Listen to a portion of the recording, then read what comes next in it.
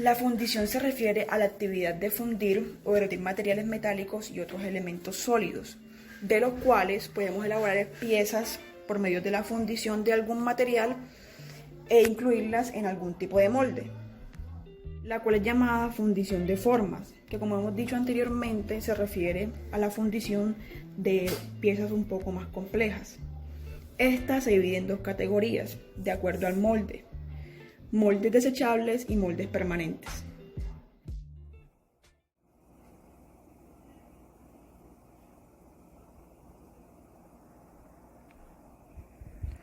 El proceso de fundición en arena involucra el uso de hornos, metales, patrones y moldes de arena. El metal se funde en el horno y luego se vierte en la cabalidad del molde de arena formado mediante el molde. El molde de arena se separa a lo largo de la línea de unión y se puede extraer la pieza solidificada. En este molde se pueden fabricar prácticamente cualquier aleación, pero es usada sobre todo en materiales con alto punto de fusión como acero, níquel y titanio. Los materiales más comunes utilizados en este proceso son aleaciones de aluminio, aleaciones de latón, fundiciones, aceros. Ventajas y desventajas. Una de las ventajas del modelo en arena es su versatilidad, pudiendo producir piezas pequeñas y piezas muy grandes. Esto se traduce en una amplia gama de productos. Algunos ejemplos de artículos fabricados en la industria moderna por este proceso son cilindros, válvulas, bloques de motor, carcasas de bomba, bases de máquinas, poleas, entre otras. Otra ventaja es que es un proceso económico, barato. Tenemos las desventajas de este tipo de molde, las cuales son que el proceso no es el más adecuado para la realización de piezas geométricas complejas y los acabados superficiales que se obtienen no son los mejores. Este proceso es muy similar a la fundición en arena, lo que los diferencia del material que se utiliza. Por ejemplo, en el caso de la fundición en yeso, el material que es utilizado para realizar los moldes es el sulfato de calcio, el yeso. Y en la fundición en arena, pues obviamente se utiliza la arena para realizar las fundiciones. Veamos las características del proceso de fundición en yeso. En estas características es muy importante pues seguir unos parámetros y unos pasos para poder hacer la fundición. En estos pasos tenemos como primero añadir aditivos como el talco y la arena sílice. En este proceso tenemos que añadir y realizar la mezcla con unos aditivos que nos permitan que esté perfecta, pues para que no haya agrietamientos y ninguna pues otros defectos que nos repercutan pues en la fundición. Como segundo paso tenemos vertir la mezcla de yeso en el molde junto a la pieza modelo. Es importante tener en cuenta que debemos realizar anteriormente, previamente, una pieza modelo, la cual la vamos a colocar en el recipiente que al vertir el yeso, al vertir la mezcla, nos va a quedar pues el molde. Entonces es muy importante tener en cuenta este paso. Como tercer paso tenemos secado del molde, cuando se extraen las piezas modelo. En este paso pues obviamente nosotros tenemos que extraer las piezas modelo que hemos hecho con cualquier otro material, ya sea cartón. Para mí es como de las más importantes debido al tipo de material que se puede realizar, que se puede fundir. Por lo general son materiales no ferrosos y con su punto de fusión muy bajo, debido a que el yeso no resiste puntos de fusión altos. Permanente usa un molde metálico construido en dos secciones que están diseñadas para cerrar y abrir con precisión y facilidad. Los moldes se hacen comúnmente de acero o hierro fundido. La cavidad junto con el sistema de vaciado se forma por maquinado en las dos mitades del molde a fin de lograr una alta precisión dimensional y un buen acabado superficial. Los metales que se funden comúnmente en molde permanente son aluminio, magnesio, aleaciones de cobre y hierro fundido. Sin embargo, el hierro fundido requiere una alta temperatura de vaciado, 1250 grados centígrados a 1500 grados centígrados, lo cual acorta significativamente la vida del molde. Las temperaturas más altas de vaciado para el acero hacen inapropiado el uso de moldes permanentes para este metal, a menos que se hagan en moldes de material refractario. En la fundición con molde permanente, el molde se reutiliza muchas veces. Los pasos para la fundición en molde permanente. Primero, el molde se precalienta y se recubre. Segundo, se insertan los corazones y se cierra el molde. Tercero, el metal fundido se vacía en el molde y por último, el molde se abre. Fundición a baja presión. El flujo del metal en la cavidad del molde es causado por la gravedad. En la fundición a baja presión, el metal líquido se introduce dentro de la cavidad a una presión aproximadamente de 0,1 MPa, aplicada desde abajo, de manera que el metal fluye hacia arriba. La ventaja de este método sobre el vaciado tradicional es que se introduce en el molde un metal limpio desde el centro del crisol, en lugar de un material que ha sido expuesto al aire.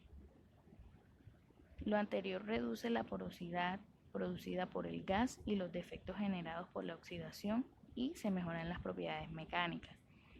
El diagrama muestra cómo se usa la presión del aire para forzar el metal fundido dentro de la cuchara de colada hacia la cavidad del molde. La presión se mantiene hasta que solidifica la fundición. Fundición a alta presión. Este método, también conocido como inyección en matriz o dado, el metal es forzado por un pistón a llenar el molde gracias a presiones de hasta 100.000 psi. Los moldes suelen recibir el nombre de dado. Sus características son: un émbolo fuerza el material dentro de la cavidad del molde, buena precisión dimensional y definición de detalles superficiales, velocidad de producción elevada y presiones moderadas elevadas. Por último, la fundición centrífuga. Este es un sistema donde por medio de un tallo se hace llegar metal fundido a racimos de cavidades colocadas simétricamente en la periferia, de manera que la fuerza centrífuga distribuya la colada del metal entre estas cavidades. El proceso se usa para partes pequeñas. Esta se caracteriza por la alta aceleración en coquilla de metal.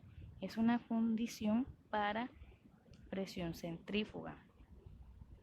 Esta presión hace que dentro de la aleación una desgasificación muy importante que libera en el orificio cualquier impureza que pueda contener un baño de metal líquido. Por otro lado, las ventajas corresponden a estructura fina y densa, sanas y compactas, perfectamente homogéneas y libres de inclusiones y burbujas. Bueno, buenas tardes, profesor. Mi nombre es Blainer Cisneros. Continuando con la temática y lo que dijeron mis compañeros, yo procedo a explicar el diagrama que nosotros realizamos de las etapas, inconvenientes, ventajas de la metalurgia de los polvos, o MP. Como primera instancia tenemos que la metalurgia de los polvos se encarga de realizar elementos metálicos y no metálicos a partir de la presión y el calor simultáneamente. Para entender nuestro diagrama, el que nosotros realizamos, nosotros a partir de varias etapas, como las designamos aquí en una guía pequeña que realizamos, tenemos que fueron 5 etapas las que nosotros a partir de la investigación que nosotros hicimos conseguimos, y además le sumamos unos inconvenientes y unas ventajas que tiene a sí mismo.